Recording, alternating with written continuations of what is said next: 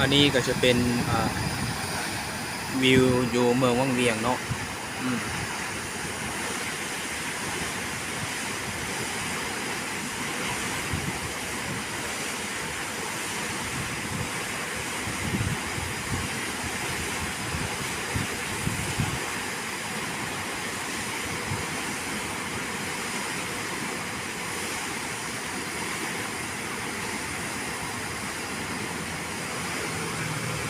อันนี้ก็จะเป็น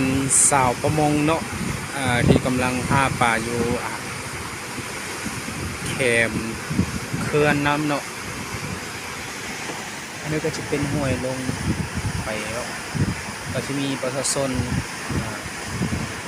ที่วานแห่ว่าสั่น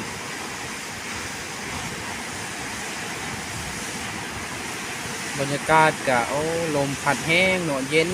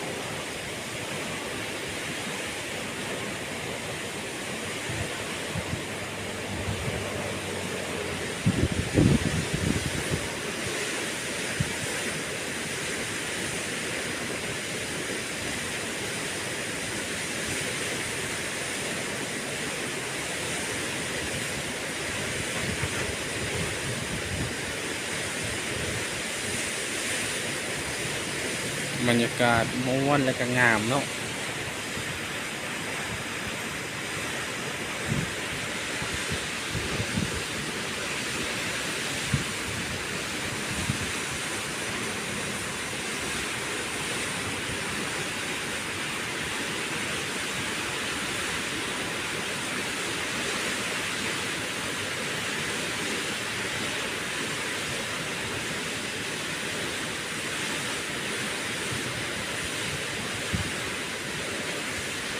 โอ้ถือว่าได้หลายเติบ